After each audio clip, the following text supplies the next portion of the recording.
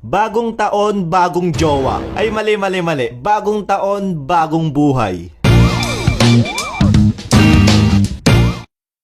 Siguro lahat tayo mga tropa binalak na may magbago man lang sa ating kahit konti kada New Year. Naalala ko pa nung nag-aaral ako, yung tipong pagpasok mo sa unang araw ng pasukan sa January, halos lahat ng kaklase mo bagong rebad na para bang plinansya ng 10 beses sa sobrang straight at kinang ng buhok nila. Pati yung mga bagong braces na kala mo laging nasa harap ng camera kung makangiti no? Pero ox lang yan. Gusto lang naman natin na may magbago man lang sa atin, di ba? Wala ka ipon last year dahil sa kaka-add to cart mo sa Shopee?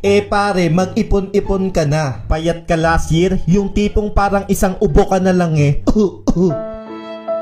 pare, lumamon-lamon ka na. Wala ka jowa last year dahil torpe ka? Pare, galaw-galaw. Landi-landi rin minsan. Hindi ka naliligo last year, amoy tubol ka na? Pare, maligo ka na. Please lang. Dede, joke lang. Problema kasi sa atin mga tropa, madali natin sabihin na babaguhin ko na sarili ko this year. Ang kaso, puro ka salita. Kaya paano ka magkakajowa niyan? Sarili mo na lang nga niloloko mo pa.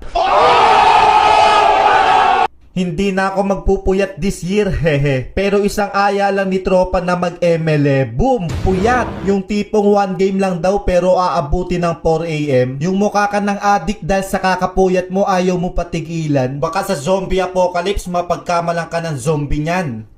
May zombie! Hoy bata, puyat lang ako. At kung medyo tumataba ka naman at gusto mo magpapayat, kaso nga lang after mo mag-exercise, makikita mo yung mga pang-akit na pagkain sa mesa nyo. Uy babe, tara na, masarap ako. Nyam! At nung sinabi mo sa sarili mo na, uy titikman ko lang, yung tikim mo naging lamon at yung diet mo naging bukas at yung bukas mo naging next year. O diba niloko mo lang sarili mo? Hehe. Kayo ba? Anong New Year's resolution nyo?